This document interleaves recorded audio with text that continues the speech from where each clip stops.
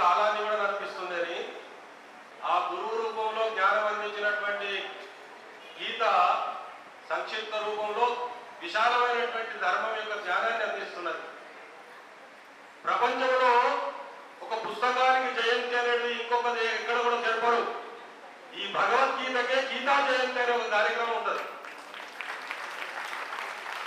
అన్ని జ్ఞానాలను కూడా అనేక మంది గురువులు మనకు వాళ్ళు అందించినటువంటి ఆ సనాతన ధర్మంలోని సారాన్ని అందిస్తుంటే ఈ భగవద్గీతను మాత్రం భగవంతుడే చెప్పాడు కాబట్టి ఇది భగవద్గీత అయింది. కాబట్టి అలాంటి భగవద్గీత భాగ్యనగర వాసులార బంగారపు రాసులార వందనాలు వందనాలు శ్రీగంధపు చందనాలు వందనాలు వందనాలు శ్రీగంధపు చందనాలు. కాబట్టి మీకంతా శ్రీగంధపు చందనం రాసి చెప్పేదేమని ఏం చెప్పలేదు. ఇంతమంది చెప్తుంటే ఏమైందిరా అంటే ఏందిరా ఎలా అంటే ఎప్పటికే చేసామన్నాడ. ఇదే పద్ధతి అమ్మా. ఇంతసేపు భగవద్గీత ఇంతమంది చెప్తే మరి గీత ఎలా ఉంది అంటే మన దేవాలయంలో కాకుండా. కాబట్టి అభిశారోద్భవం దుఃఖం పరశాపాగతం నయత్పుష్పేతో. కాబట్టి ఇట్లాంటివన్నీ కూడా మీరు చదవాలి అంటే భగవద్గీత మీ పిల్లలకు చెప్పండి, పిల్లలకు చెప్పండి. ఇప్పుడు 3 తరాలు పోయినాయి. ఇప్పుడు ముగ్గురు పిల్లలు కనాలి. మీరంతా కూడా మీ పిల్లలందరికీ చెప్పండి, ముగ్గురు పిల్లలను కనాలి. ఇది భగవాన్ ఆర్ఎస్ఎస్ వాళ్ళు కూడా చెప్పిందే కాదు. ముగ్గురు పిల్లలను కనాలి. మనము దేశాన్ని మార్చాలి, ప్రపంచాన్ని నడిపించాలి. ప్రపంచానికి మార్గదర్శనం చేసేది ఏకైక గీత, అది భగవద్గీత. కాబట్టి మీరు భగవద్గీత చదవండి. గీతలో ఉన్నటువంటి సారాంశం కేవలము ఇంట్లో కాదు, గుండెల్లో పెట్టుకొని ఎట్లా ఉండాలి అంటే గుండెల్లో దేవుడు, వాళ్ళలో దేవుడు. జై శ్రీరామ్. శ్రీరామ దండు అంటే ఎవ్రీ సాటర్డే ప్రతి ఒక్కరింటికి దేవాలయానికి ఎంత దూరం ఉన్నా సరే ప్రతి శనివారం సాయంత్రం 5 గంటలకు వెళ్ళి ఒకసారి విష్ణు సహస్రనామం చదివి అలాగే 11 సార్లు హనుమాన్ చాలీసా చేసి అలాగే ఒక గంట సేపు అందులో ఒక 5 నిమిషాలు భగవద్గీత 5 నిమిషాలు రామాయణం చేసి ఒక గంట సేపు భజన చేస్తామండి. దీనికి మా ట్రాన్స్పోర్ట్ కానివ్వండి, లేదంటే మా ఆర్టిస్టులకు కానివ్వండి, లేదంటే తెచ్చిన స్పీకర్లకు కానివ్వండి, వీటన్నిటికీ కలిపి ₹1 చేస్తున్నామండి. ఇదంతా కూడా రీజన్ ఏంటి అంటే భక్తికి డబ్బుకి ముడిపెట్టద్దు అని ఒక రీజన్. సనాతన ధర్మాన్ని పంచి పెంచి ప్రేమించి పోషించి ముందుకు తీసుకెళ్లడమే మా లక్ష్యం అండి. మనందరికీ ఎనర్జీ రావడానికి ఒక నారాయణ మంత్రం చెప్పుకొని మనము పెద్దలకందరికి కూడా మైకి చేద్దాము. అయితే పూర్వము సర్పం కాటేస్తే మంత్రంతో విషాన్ని అజ్ఞానం అనే విషయం ఎక్కింది జనాలందరికీ. సంసారం అంటే పుట్టుక బంధం అండి. దీంట్లో పడి ఉంటున్నారు అందరూ కూడా. భగవంతుని చేరే భగవంతుని చేరే జ్ఞానం కాకుండా అజ్ఞానంలో ఉన్నారనమాట. మరి ఈ విషయం పోవాలంటే ఎలాంటి మంత్రం వేయాలండి? దానికి ఒకటే మంత్రం, నారాయణ మంత్రం అండి. నారము అనగా సకల చరాచరము, ఆయనము అనగా ఆధారపడి ఉన్నది. సకల చరాచరము దేనిపైన ఆధారపడి ఉందో ఆయనే నారాయణుడు. అందరూ కూడా ఒక చెట్టు దగ్గరికి వెళ్తే ఆ చెట్టు పైన పక్షులు ఉన్నాయనుకోండి, మనం గట్టిగా చెప్పని కూడా ఏమవుతుంది? ఆ పక్షులన్నీ ఎగిరిపోతాయి. అలాగే నారాయణ స్మరణము చేసుకుంటూ గట్టిగా చెప్పని కొడితే మనం చేసిన పాపాలన్నీ కూడా ఎగిరిపోతాయి అన్నమాట. నవ నవ సుందర నారాయణ. నేను పెద్దగా ఉపన్యాసాలు చెప్పాను, కార్యక్రమంలో ఉంటాం మేము. ఈరోజు భగవద్గీత మన జీవన గీత అయింది. భగవద్గీత మన జీవన గీత అయింది. ప్రపంచమంతా భగవద్గీత వైపు చూస్తుంది. హిందూ దేశం వైపు, మన ధర్మం వైపు చూస్తుంది. మనం కూడా యువత దగ్గర నుంచి భగవద్గీత అంటే ఏదో వయసు పడిన వాళ్ళు చదవాలని కాదు, యువత నుంచి భగవద్గీత చదవడం, భగవద్గీతలో ఉన్న పరమాత్మను తెలుసుకోవడం అనేది చాలా ముఖ్యం. ముఖ్యంగా యువతకు భగవద్గీత చాలా అవసరం. దాని గురించి అనేక మంది పెద్దలు పరిశోధించి చెప్పారు, భగవద్గీత యువత నుంచి మొదలు కావాలి అని.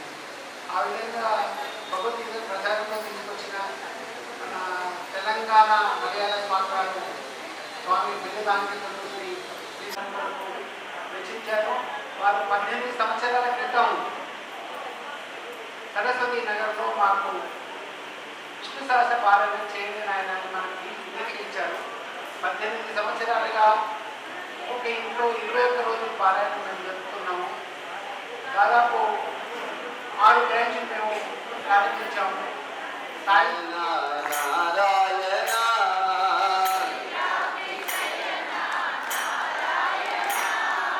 నారాయణ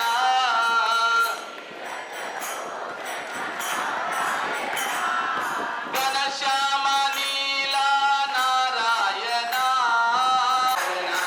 నారాయణ నారాయణ లక్ష్మీ నారాయణ నారాయణ నారాయణ నారాయణ నారాయణ నారాయణ నారాయణ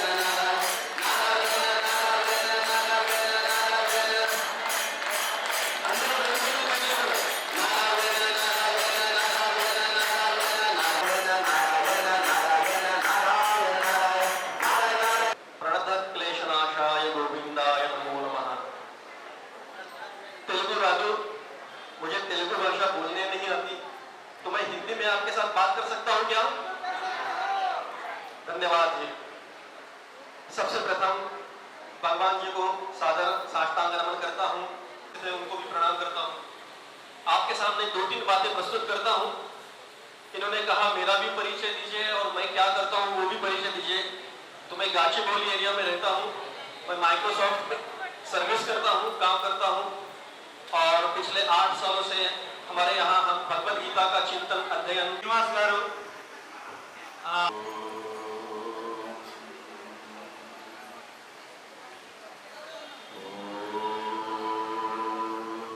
ఇక్కడ కూర్చున్న ఒక వ్యక్తి కాదు, ఒక్కొక్కరు 1,26,000 మందితో సమానం.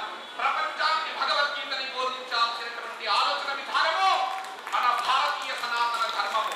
అలాంటి గొప్ప కార్యక్రమానికి శ్రీకారం చుట్టింది మన గౌరవనీయులు పెద్దలు శ్రీ మంతెన శ్రీనివాస్ గారు. కాబట్టి ఆయనకు ఈ ఆలయాన్ని మనకింత చక్కగా ఇచ్చి మీరు భాషించుకోండి, బోధించండి, ప్రబోధించండి, ప్రజల్లో చైతన్యాన్ని నింపండి అనేటటువంటి గొప్ప తత్వానికి జ్ఞానాన్ని కలిగించిన ప్రతి ఒక్కరికి పేరు పేరున ధన్యవాదాలు తెలియజేయాలి. అలాగే మన ఋషులు సంస్కృతం మన దేవ భాష, దాన్ని అందరికీ పరిచయం చేస్తూ కాబట్టి భగవద్గీతని ఎట్లా అధ్యయనం చేయాలో గురువుల సాన్నిధ్యంలో ఉండాలి.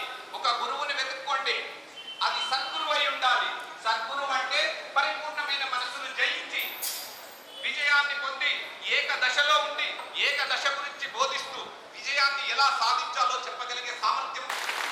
ఏవం పరంపరా ప్రాప్తమిమం రాజర్షయో విదుః సకాలే దేహమాహత యోగో నష్ట పరంతప. ఆ యోగం అనేది నష్టం కావడం వల్ల మనం అందరం అధోగతి పాలవుతున్నాము. ఆ యోగాన్ని మనము మళ్ళీ నిలబెట్టుకోవాలి. అలాంటి ఉద్యమ యాత్ర చేయాలి. యోగులు కావాలి, మహత్తులు కావాలి, మహనీయులు కావాలి. ప్రపంచానికి మనమే వెలుగెత్తి భారతీయ సనాతన ధర్మాన్ని వెలుగొంది చెప్పాలి. అలాంటి జ్ఞానామృతానికి నమస్కరిస్తూ అందరూ తెలియజేస్తూ నా వాణికి విరామం ఇస్తున్నాను. జై హింద్, భారత్ మాతా కీ, భారత్ మాతా కీ, భారత్ మాతా కీ.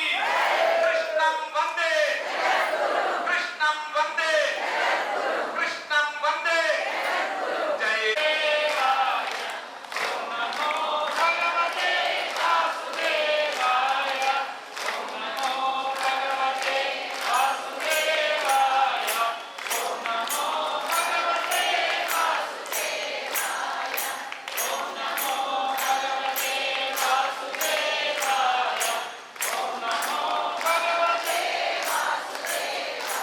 జై శ్రీకృష్ణ. ఇప్పుడు సనాతన ధర్మ కార్యక్రమం ఇక్కడ ఇంత జరుగుతుంది కదా, అంతకుముందు మంత్రిలో జరిగింది. హైదరాబాద్లో పెట్టాలనగానే నాకు వెనుక ఉండి ప్రోత్సహిస్తున్న ఒక పెద్దవారిని పరిచయం చేయమంటారా మీకు? శ్రీ మోహన్ రావు గారు. వారు చాలా పెద్దవారు. వారు గీత మీద అష్టావధానం చేస్తారు. గీత మీద అష్టావధానం చేస్తారు. వారు సత్యశోధన. గురు బ్రహ్మ, గురు విష్ణు, గురుదేవో మహేశ్వర, గురు సాక్షాత్ పరం బ్రహ్మ, తస్మై శ్రీ గురవే నమః. ఈ శ్లోకం ఎందుకు చదివానంటే దీని తర్వాత ఇంకో శ్లోకం ఉంది. అఖండ మండలాకారం వ్యాప్తం ఏన చరాచరం తత్పదం దర్శితమేన తస్మై శ్రీ గురవే నమః. అది నేను మాట్లాడదలుచుకోలేదు, ఇప్పుడు ఎక్కువైపోతుంది. గురు బ్రహ్మ, గురు విష్ణులో తర్వాత గురు సాక్షాత్ పరబ్రహ్మ. మరి బ్రహ్మకి పరబ్రహ్మకి తేడా ఏంటి మీరు ఆలోచించండి. అది తెలిస్తే మనకి జ్ఞానం కలిగినట్టే. అసలు జ్ఞానం అంటే ఏంటి? నమ పరమ ఋషిభ్య. మహా ఋషులారా, మీకు నమస్సులు, మీకు నమస్సులు. ధర్మము నా ధర్మమని గర్విస్తున్నారు. స్వామి అందరానండి. సనాతన ధర్మము నా ధర్మమని గర్విస్తున్నారు. భారతీయ సంస్కృతి వేలాది సంవత్సరముల నుండి ధార్మికముగాను ఆధ్యాత్మికముగాను వికసిస్తూ రావటానికి కారణం వేదం. తాత్విక చింతనలలో అత్యున్నత శిఖరాలను అధిరోహించిన వారిగా తర్వాత భగవద్గీతని నేను ఆశ్రయించడం జరిగింది. తద్వారా నేను ఎంతో ఆనందాన్ని అనుభవిస్తున్నాను. నమస్కారాలు.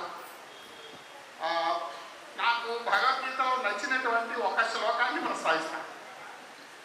యస్మాన్నో ద్విజతే లోకః లోకాన్నో ద్విజతే చ యః హర్షామర్ష భయోద్వేగై ముక్తో అంత చేస్తారు కానీ లోపల నన్ను మీరు చూస్తలేరు అన్నాడు. ఇక్కడ ఏమంటాడు? ఇంద్రియాన మనుష్యాసి, ఇందులో కూడా మనుషు నేనే. భిన్న ప్రకృతి ఏదైతుందో అంత కలిసి అంతా అప్ప చేసి మాయలో దిగిపోయింటారు. ఇళ్ళకెళ్ళి వెళ్తలేరు మీరు. ఎందుకు వెళ్తలేరంటే అర్జున్ లాంటి వ్యక్తికి అతక్కేన ప్రయుక్తం పాపం ఆచరిత కృతి అరిచ్చినపై వార్చేయ తత్వోద్దిష్ట పరంతపా నకాంక్షే విజయం కృష్ణ నచరాజ్యే సుఖాని చ కిన్నో రాజ్యేన గోవింద కింబోర్గై జీవితేనవ అన్నయ్యను ఎక్కడి పట్టుకొచ్చిండు? కరిష్యే వచనం తవ. ఓకేనా? అతో వా ప్రాప్తి పురుషం మహంతం ఆదిత్యవర్ణం తమసత్తరస్తా తమేవ విదిత్వా అనిత్యమేతి నాణ్యపంథా విద్యతే యనయా నాణ్యపంథా విద్యతే యనయా. జనకుడు ఇలాంటి సభలే చేసేవాడు. అలాంటి సభల్లో యాజ్ఞవల్కుడు మొదలైనటువంటి ఋషులు పాల్గొనేవాళ్ళు. ఇక్కడ కూడా ఈ సభను చూస్తే, మంతెన శ్రీనివాస్ ఏర్పాటు చేసిన ఈ సభను చూస్తే నాకు జనకుని సభ గుర్తుకొస్తుంది. మరి అక్కడ యాజ్ఞవల్కుడు ఎవడయ్యా? పరోపకార కర్మకే ధర్మమని పేరు. అట్లా మనం ఫలాపేక్ష లేకుండా కర్మలు చేస్తే ఏమైతుందో మనం భగవంతుడితో కనెక్ట్ అవుతాం. ఎప్పుడో అని మనం చూస్తున్నాం. సరే, అందరికీ మహాత్ములకు అవకాశం ఇద్దామని నేను చివరికి తీసుకుంటున్నా. ఎందుకు మన భగవద్గీతలో 5వ అధ్యాయంలో పత్ర వివాహం వద్ద అంటే మనం చేసే ప్రతి కర్మ దేవుని కోసమే చేయాలి. వ్యక్తిగతంగా శ్రీనివాస్ గురించో మీ గురించో నా గురించో కాదు. కర్మ చేసేప్పుడు మర్చిపోతున్నాం. ఎందుకంటే మనలో ఒక కోరిక ఉంది. కోరికతోటే కర్మ, కర్మతోటే జన్మ. అది మనకు స్వాభావికంగా జన్మ నుంచి మర్చిపోయినామని. అందుకని మన యొక్క కర్మఫల త్యాగం అనేటువంటి భావన ప్రతి ఒక్కరిలో మనం గురువును చూడగలగాలి. గురువుని కాదు, ప్రతి ఒక్కరిలో మనం గురువును చూడగలగాలి. ఎట్లా? ప్రతి ఒక్కరిలో ఒక మంచి లక్షణం, మంచి ఆదర్శమైనటువంటి లక్షణం ఉంటుంది. సరే, అది చెడు లక్షణాలు ఉన్న మంచి లక్షణం ఉంటుంది. ఆ మంచి లక్షణాన్ని మనం తీసుకోవాలి. ఆ చెడు లక్షణాలు ఏంటిది? మనం చేయకుండా నివారించేది మనకు దోహదం. ఈ విధంగా వచ్చేవారు మన భగవద్గీతను ఆ యొక్క రాష్ట్రీయ గ్రంథంగా తీసుకురావడానికి ఎన్నో చిక్కులు. అలానే నరేందర్ గారు, మీరు బ్యాంక్ ఎంప్లాయీ. బ్యాంక్ మన నవంబర్ 16 తారీఖు మనకు శక్తి కూడా కావాలి కదా. వీళ్ళు ఒక్క నిమిషం ఏం పని చేశారు?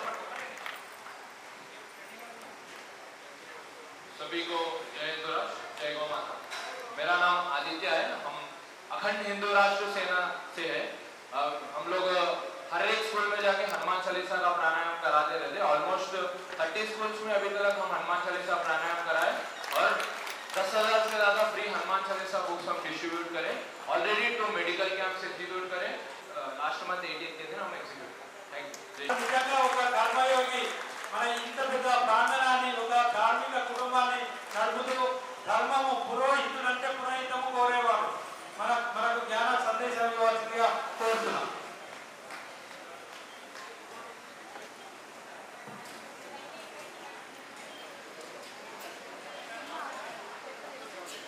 సభాయ నమః.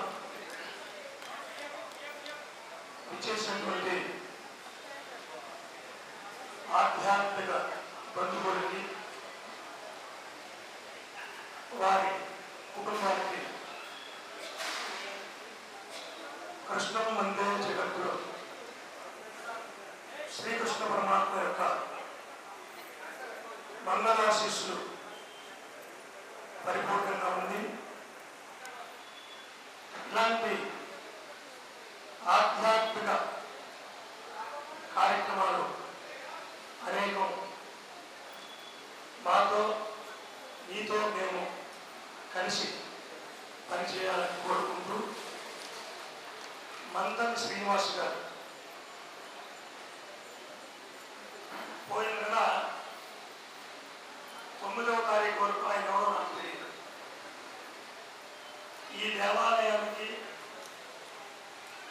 గుప్తంగా సేవ చేస్తున్నటువంటి భక్తులు వేణుగోపాల్ గారు, వారు సంగీతం వారు తీసుకొచ్చి నవంబర్ 16వ తారీఖు జరపబడేటువంటి బృహత్తరమైనటువంటి కార్యక్రమానికి రూపకల్పన చేసేటువంటి క్రమంలో ఈ ఆలయ ప్రాంగణంలో ఒక్కసారి సనాతన ధర్మ ప్రచార సమితి ద్వారా గీతాపారాయణ కార్యక్రమం చేస్తే బాగుంటుందని వారు కోరడం, దానికి మా ఆలయ పాలకవర్గ సభ్యులందరూ కూడా ఆమోదించడం, తద్వారా ఈ ఆలయంలో వివిధ రకాలైనటువంటి సేవలు చేసేటువంటి సేవా సమితి వారు దానికి సహకరించడం జరిగింది. ఇవన్నీ కూడా చాలా పనులతో జరిగాయి. అయితే ఇందాక ఒక ఆయన మాట్లాడారు, పెద్దలు అంటే వయసు అయిపోయిందేమో అని ఒక ఫీలింగ్ వస్తుందన్న. పెద్దలు కాదు, ఆధ్యాత్మిక వీరులు. ఆధ్యాత్మికత ఉంటే మనసు ప్రశాంతతగా ఉంటుంది. మనసు ప్రశాంతతగా ఉన్నప్పుడు మన ఆలోచన సన్మార్గంలో నడుస్తుంది. అందువల్ల మనిషికి ఆధ్యాత్మిక జీవనం, ఆధ్యాత్మిక విషయాలు తెలుసుకోవడం చాలా అవసరం. దానికి ఆలవాలం దేవాలయాలు. అలాంటి హరిహర క్షేత్రమైనటువంటి ఈ సన్నిధానంలో మనందరం కలవడం మనకి జన్మనిచ్చినటువంటి తల్లిదండ్రుల యొక్క పూర్వజన్మ పుణ్యఫలితం. మనం అనుకుంటున్నాం భగవద్గీత అందరూ ప్రచారం చేయాలి. భారతదేశం, భగవద్గీత ఈ రెండింటికి కూడా అవినాభావ సంబంధం. దీన్ని విడదీయలేనటువంటి, సమన్వయం కలిగినటువంటి, అక్షర సంపత్తి కలిగినటువంటి పదం భగవద్గీత. తర్వాతే భా వస్తుంది. అంటే కృష్ణుడు భారతదేశం ఉద్భవిస్తుందని తెలిసి భగవద్గీతను మనందరికీ తెలియజెప్పడం కోసం ఆనాడు అర్జునుడికి ఉపదేశించాడు. ఇది నా అభిప్రాయం. అయితే మనందరం కూడా చేయవలసినటువంటి పని దీన్ని ఆచరించడానికి 701 శ్లోకము, 745 శ్లోకాలు ఇలాంటి కొన్ని ప్రకారంగా భగవద్గీత ప్రచారం ఉన్నది. భగవద్గీతను పూర్తిగా విని దాన్ని ఆకలింపు చేసుకుని దాని ప్రకారం పూర్తిగా నడవాలి అని ఎవరు అనుకోకూడదు. ఎందుకంటే మన తల్లి ఇందులో అన్నం ఉంటుంది, అదంతా మనం తినగలమా? తినలేదు. దేనిని అర్థం చేసుకోవాలి, దేనిని పాటించగలం? ఒక సంవత్సరానికి 10 శ్లోకాలు. 10 శ్లోకాల్లో ఉన్నటువంటి అర్థాన్ని మన జీవితానికి అన్వయం చేసుకుని దాని ద్వారా ధర్మ ప్రవృత్తి కలిగినటువంటి జీవన విధానాన్ని మనం అవలంబించడం ద్వారా మన మీద ఒక దాష్టికమైనటువంటి దాడి చేయబడింది. యద్భావం తద్భవతి, యథా రాజా తథా ప్రజ. రాజు ఎలా ఉంటే ప్రజలు ఎలా ఉంటారు. మనలో భావం ఎలా ఉంటే భగవంతుడు అలా కనబడతాడు. అక్కడి నుంచి ఈ సంస్కృతి సాంప్రదాయాలు, దేవాలయంలో అర్చకుడు గీత బోధించాలంటే, దేవాలయంలో హిందూయిజం గురించి చెప్పాలంటే పర్మిషన్ తీసుకోవాలి. వాడొక దేశద్రోహి చెప్తే తీసుకెళ్లి వాడిని అరెస్ట్ చేస్తాడు. దాష్టికమైనటువంటి సంస్కృతి నుంచి మనం ఇప్పుడు ప్రస్తుతం ధర్మము, భగవద్గీత, మన రాత మారుతుంది. అందుకని ప్రతి ఒక్క తల్లి తన బిడ్డలకి సాంప్రదాయాన్ని నేర్పండి. సాంప్రదాయాన్ని తను ఆచరిస్తూ పిల్లల్ని ఆచరించేటువంటి విధంగా మనం తయారు చేయాలి.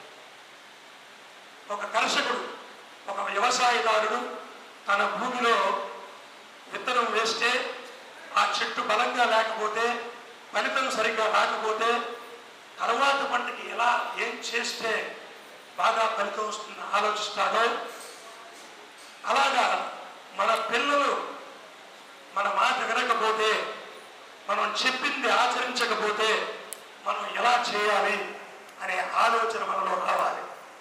వచ్చినప్పుడు మాత్రమే ఇలాంటి మంతని శ్రీనివాసరావు గారు ఏర్పాటు చేసేటువంటి సభలకి, ఆయన ప్రయత్నించినటువంటి శ్రమకి ఒక అద్వితీయమైనటువంటి అర్థం వస్తుందనేది నా భావన. ఎందుకంటే మన మనస్సు ప్రశాంతతగా ఉండాలి. కర్మ చేయి ఫలితాన్ని ఆశించద్దు అంటే చెప్పేవాడికి అది కష్టం ఈ రోజుల్లో. అందుకే ఆగమ శాస్త్రంలో సంకల్పాలు కూడా ఉంటాయి, పూజా తత్వాలు ఉంటాయి. మనందరం ఇలాంటి మహానుభావులుగా సర్వసంగ పరిత్యాగులుగా లేవు కాబట్టి లౌకికాచారాన్ని, ధర్మాన్ని, ధర్మ ప్రవృత్తిని రెండింటిని రెండు చక్రాల మీద ఎక్కించి ఆ బండిని నడిపేటువంటి యజమానులు మనం. కాబట్టి దీనిలో మనం ఆచరించేది మొక్కే వంగనేది మానే వంగదు. 12.5 సంవత్సరాల తర్వాత వాడు శరీరం నుంచి వచ్చినటువంటి కర్మని వాడు అనుభవిస్తాడు. ఇది ధర్మశాస్త్రం. 12.5 సంవత్సరాల తర్వాత మనం ఏం చేస్తున్నాం, నా కొడుకు కలెక్టర్ అవ్వాలి, లేకపోతే డాక్టర్ అవ్వాలి అని చెప్పి 6th క్లాస్ నుంచి ఒక హాస్టల్లో వేసుకున్నాం. హాస్టల్లో వేయడం వల్ల తల్లి, తండ్రి, అక్క, తమ్ముడు, చెల్లి, మేనమామ ఇటువంటి భగవంతానికి దూరంగా పెరగబడుతున్నారు. హాస్టల్లో ఏం చేస్తారు, ఉదయం లేపుతారు. తెలుసుకోవాల్సినటువంటి విషయాలు తెలుసుకోవాల్సినటువంటి సమయంలో మన పిల్లలు మన జ్ఞానాన్ని, మన ధర్మాన్ని, మన సాంప్రదాయాన్ని, మన ఆచారాన్ని తెలుసుకోకుండా వాడు అభివృద్ధి పదంలో నడవాలి. కాబట్టి మన పిల్లలు మన దగ్గరే ఉండాలి. పెళ్ళైన తర్వాత ఉంటాయి సభాముఖంగా ఉండేటువంటి. అందువల్ల ఈ విషయాన్ని మీరందరూ గ్రహించి ఇప్పుడు ఆరాయణ మొదలు పెడతారు. ఇక్కడ ఏదైనా అసౌకర్యం జరిగితే మీరెవరు కూడా చింతించకుండా మీకు కావాల్సిన విధంగా మీకు ఏది కావాలంటే రెడీ. ధర్మ ప్రకారంగా కూల్ డ్రింక్లు మాత్రం ఎలా ఉంటే మంచినీళ్ళు కావాలంటే అందరికి ఇష్టం. ఈ విషయాన్ని గమనించి పారాయణం అందరూ కూడా చేసి స్వామి ప్రభువు పాత్రలు.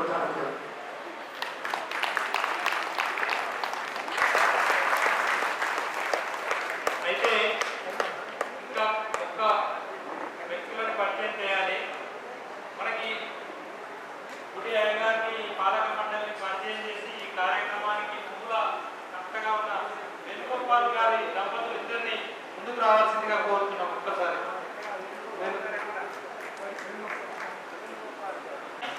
ఒక స్వచ్ఛంద సంస్థ ద్వారా కరోనా టైంలో 50,000 మందికి అన్నదానం చేశారండి.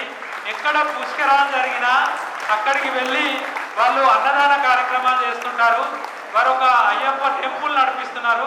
వారు మనకి మన వెనుక ఉండి మనకు అన్ని రకాలుగా సహాయం చేస్తున్నారు. హరికృష్ణ గారు, వీరు జనరల్ సెక్రటరీ సుభాష్ గారు వచ్చారు.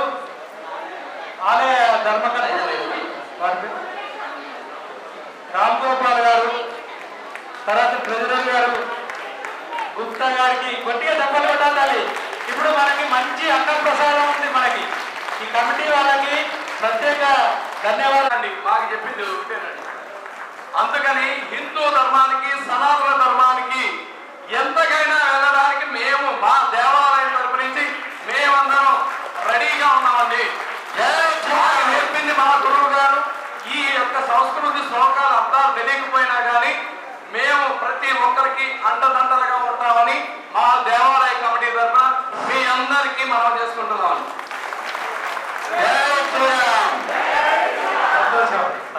థ్యాంక్ యూ అండి. పారాయణం స్టార్ట్ చేసుకుందాము. వేణుజీ ఓం నమో భగవతే వాసుదేవాయ. ఓం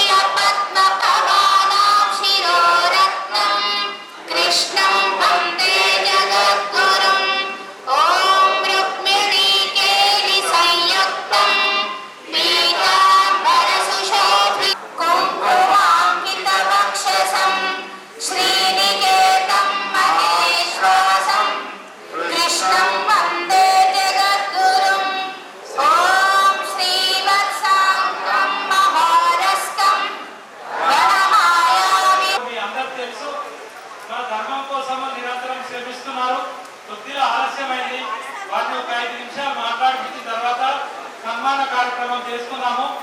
సో వాళ్ళు సనాతన ధర్మం కోసం రకరకాల సమావేశాలు పెడుతున్నారు. రండి నాన్న గట్టిగా చెప్పండి ఒకసారి. ఈ అమౌంట్ తీసుకొని మనకు ఒక వీడియో చేసి ఇచ్చారు. సనాతన ధర్మం కాపాడడం కోసం ఎక్కువ సమయం ఇవ్వలేము.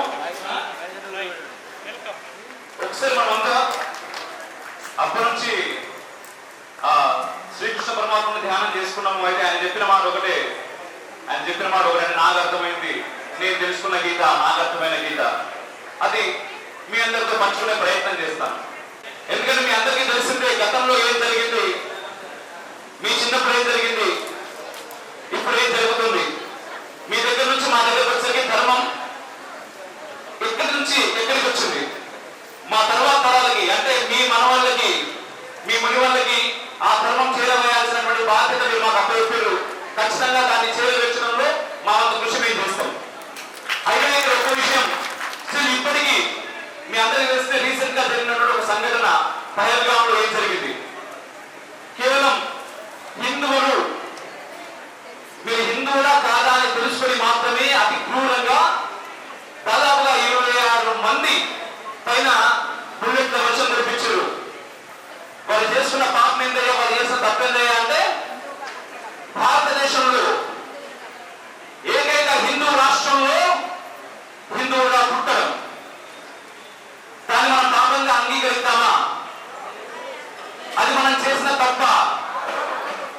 ఈరోజు చంద్రనగర్లోని అద్భుతమైనటువంటి దేవాలయంలో ఎటు చూసినా కూడా కాషాయ సముద్రంలో కనిపిస్తున్నాయి. ఇక్కడ చాలా అద్భుతంగా కనిపిస్తుంది. కానీ ఇటువంటి దేవాలయాలను ఎన్నింటిలో మనం మిస్ అయ్యాం మన దేశంలో, మన భారతదేశంలో.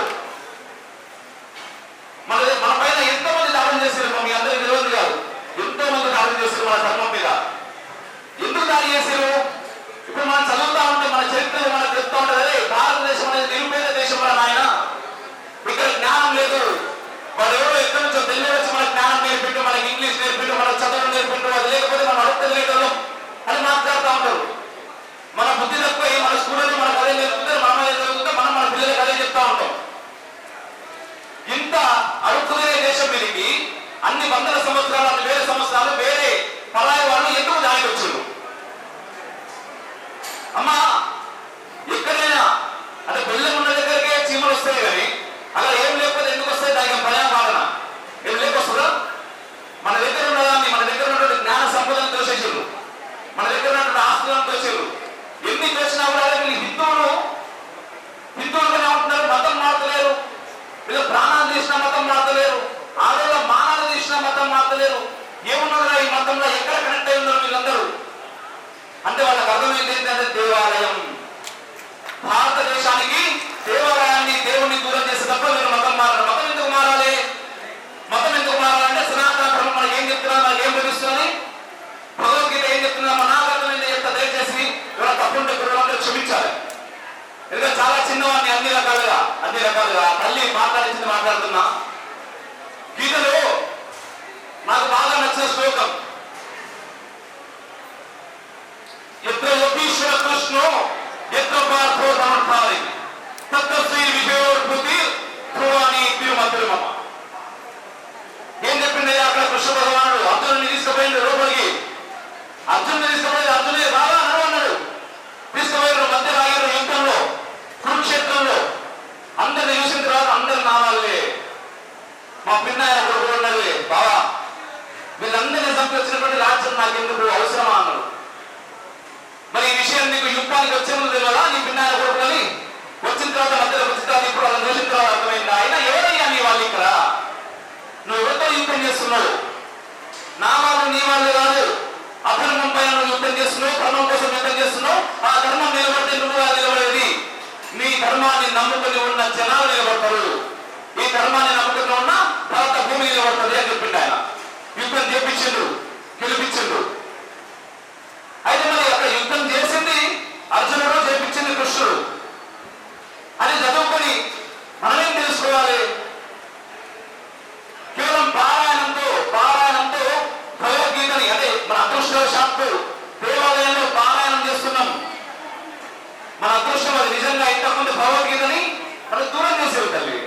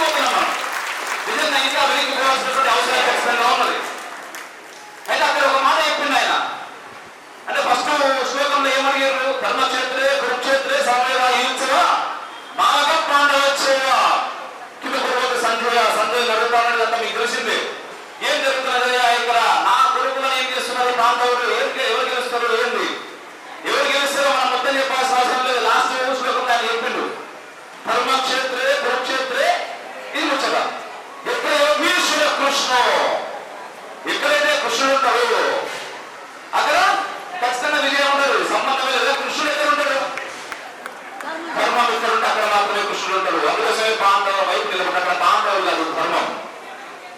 కృష్ణుడితో పాటు తర్వాత ఏమన్నాడు శ్లోకంలో మీరు ఎంత బాగుంటుంది. ఎత్ర యోగేశ్వర కృష్ణ ఎత్ర పార్థో ధనుర్ధారి అంటే బాధులు ఉన్న చోట కూడా విజయం ఉంటుందని చెప్పాడు. బాధులు ఎట్లుండాలి అని ముచ్చట చెప్పిండు ఆయన అక్కడ. ఎట్లుండాలి? మనస్సును చేతనట్టుకొని యుద్ధానికి సిద్ధమై ఏ వస్తువులు రంగా చూసుకుందాం. అమ్మ ఈరోజు నిజంగా ఇంతమందిని మనం ఇక్కడ కూర్చొని ఈ దేవాలయంలో పారాయణం చేయగలుగుతున్నాము అంటే మన పూర్వీకులు మనకి ఇచ్చినటువంటి భిక్ష. ఎందుకంటే మన మీద కొన్ని వేల సంవత్సరాలు దాడులు జరిగిన పెట్టు పెట్టుకుంటే చంపేశ్వరుడు కాలు వేసుకుంటే మానాలు తీసేవారు. అయినా కూడా వెంటనే మన పూర్వీకులు హిందూ ధర్మం సనాతన ధర్మం నాది, నా ధర్మం కోసం నేను చావడానికైనా చంపడానికైనా సిద్ధమన్నారు. మనకు తెలిసింది కేవలం ఛత్రపతి శివాజీ మహారాజ్, ఓ ఝాన్సీ లక్ష్మి, ఇలాంటి ప్రతి మంది గురించి మనకు తెలిసింది. మన పుస్తకాలు మనల్ని దూరం చేసిన వారి చరిత్ర నుంచి. కానీ మన ఇందులో ప్రతి ఇందులో ఒక ఛత్రపతి శివాజీ మహారాజు ఉన్నారు, ఒక ఝాన్సీ లక్ష్మి ఉన్నది. వాళ్ళందరికీ మనం చెప్పడం కొట్టాలి. వాళ్ళు ఆ రోజు ఉన్న ప్రాణాలు వాళ్ళ ప్రాణాలు సైతం ప్రవేశాలు కాబట్టి ఈ రోజు మనం ఇంత ధైర్యంగా ఇక్కడ వచ్చగలుగుతున్నాం. ఇది మన ధర్మ కళలకు అందజేయాలనుకుంటే మరోసారి వాళ్ళకి తెలిపేలా చేయండి. మన ధర్మం కోసం మనం ఎందుకు నిలబడాలి అనే విషయాన్ని తెలిపే ప్రయత్నం చేయండి. నాకు ఇచ్చిన సమయాన్ని మించిన అనుకుంటున్నా. చాలా మాట్లాడాలని మిగతా మిమ్మల్ని అందరినీ చూస్తుంటే కానీ సమయం మించిపోతున్నది. మరొకసారి నా తల్లికి లేవడం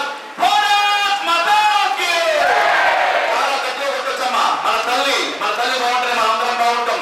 మీరు ఎన్ని ఆస్తులు సంపాదించినా ఎంత కూడబెట్టినా తల్లి బాగలేకపోతే నిర్దాక్షిణ్యంగా చంపిస్తారు. తల్లి నిర్దాక్షిణ్యంగా చంపుతారు మీ పిల్లలని. అడుక్కోవడానికి బుచ్చలు కూడా మిగిలి. తల్లి బాగుండాలి. తల్లి కోసం మనం క్షాత్ర ధర్మంతో నిలబడాలి. ఒక్కసారి రెండు చేతులు పైకి లేపే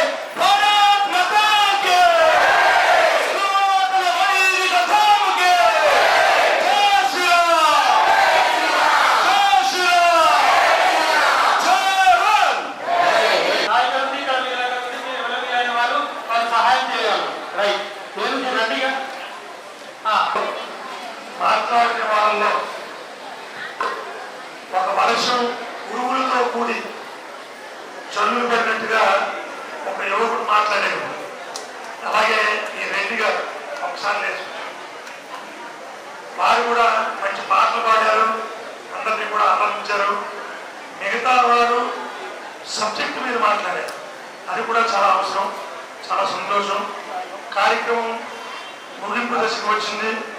ఈ కార్యక్రమానికి విచ్చేసినటువంటి పెద్దలందరినీ ఆలయ పాలకవర్గ సభ్యులు అయినటువంటి జనరల్ సెక్రటరీ గారు సుభాష్ గారు, అలాగే రామ్ గోపాల్ గారు, అలాగే గుప్తా గారు వేదిక దగ్గరగా ఉండవలసిన కూర్చున్నాం.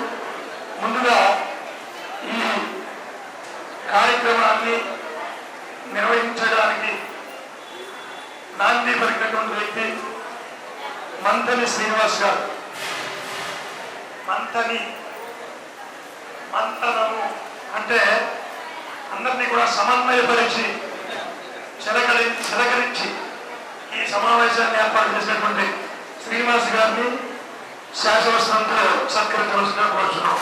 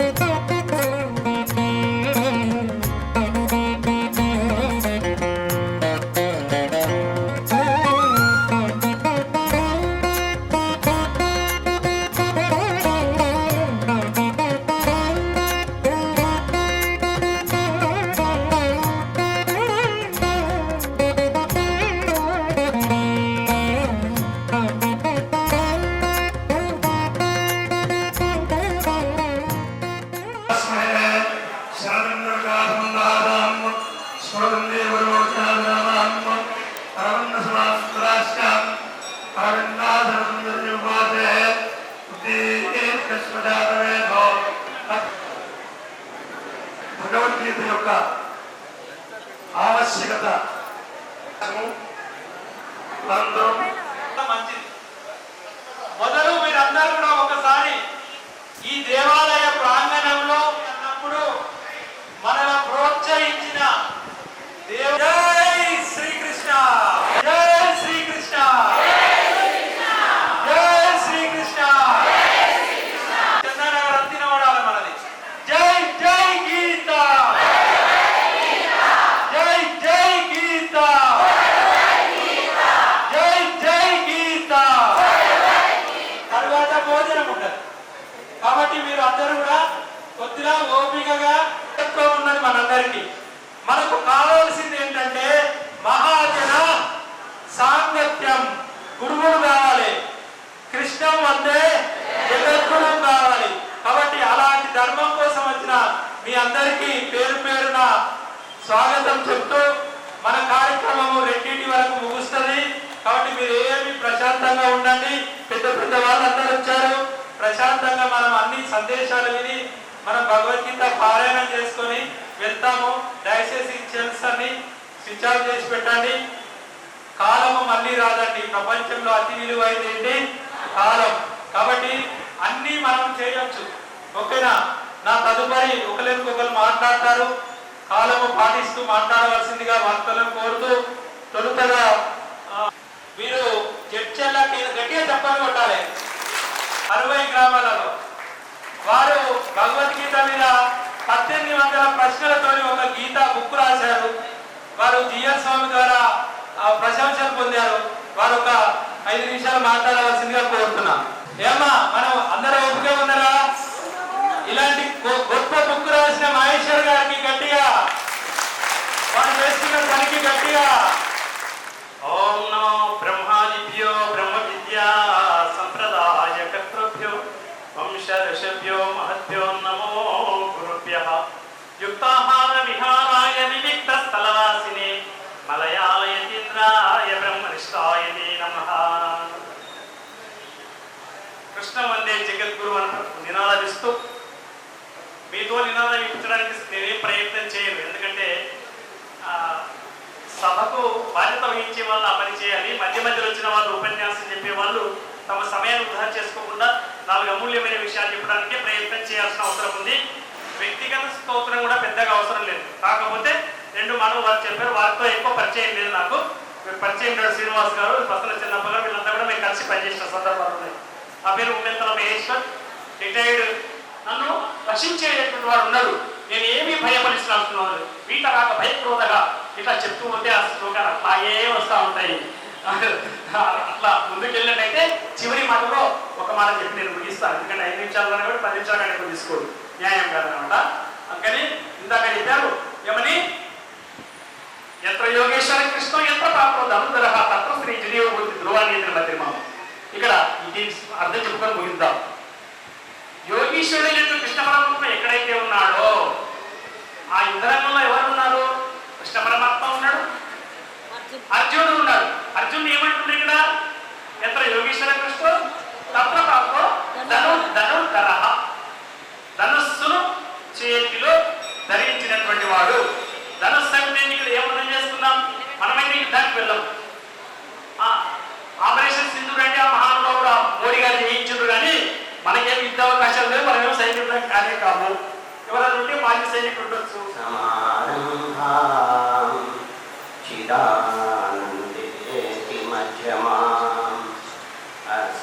అస్మదాచార్య పర్యంతం వందే గురు పరంపరా. వేదిక మీద ఉన్న పెద్దలకు నమస్కారములు, గీతా భక్తులందరికీ నమస్కారములు. అతి తక్కువ సమయంలో అతి గొప్ప విషయం ఏదైనా నేర్చుకోవలసినది ఉన్నదా అంటే సర్వులకు, వారు గీతానుష్ఠానం చేసేవారు కావచ్చు, లలితానుష్ఠానం చేసేవారు కావచ్చు, హనుమను తెలుసుకునేవారు కావచ్చు, విష్ణువును తెలుసుకునేవారు కావచ్చు.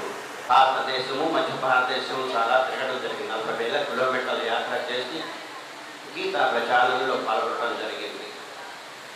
కర్తగా చేయలేదు, అదొక కర్తవ్యంగా చేయడం జరిగినది. ఒకసారి ఒక మహానుభావం దగ్గరికి వెళ్ళాను. వారికి 95 సంవత్సరాలు, స్థూలకాయం, లేవలేరు, కదలలేరు. నిజంగా వారిని కలవమని చెప్పి అక్కడ ఉన్న స్వామివారు చెప్పారు. కలవగలరా వారిని? వారి దర్శన భాగ్యం ఉన్నదా నాకు అని ఆశ్చర్యం వేసింది నాకు.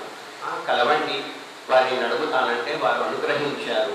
వారి దగ్గరికి వెళ్ళి గీతా ప్రచారం చేస్తున్నారు కదా, కలువ సమానం. ఆ కారణరూపంగా ఉన్నటువంటి వార్తలను నశించాలి. వార్తను అనుభవించేటువంటి జీవభావం, ఆ జీవభావం నశిస్తే ముక్తి పొందే అవసరమే ఉంది. జీవభావం నశించడం ముక్తి పొందాలి. అదే నాకు నిజమైనటువంటి కర్మ. మరి ఈ వాసన ఒక్కరిలో ఒక్కొక్కటిగా ఉంటుంది. ఎలా ఉంటుంది? మనం భర్తకుని గురించి తెలుసుకున్నాము శ్రీమద్ భాగవతంలో. వారికి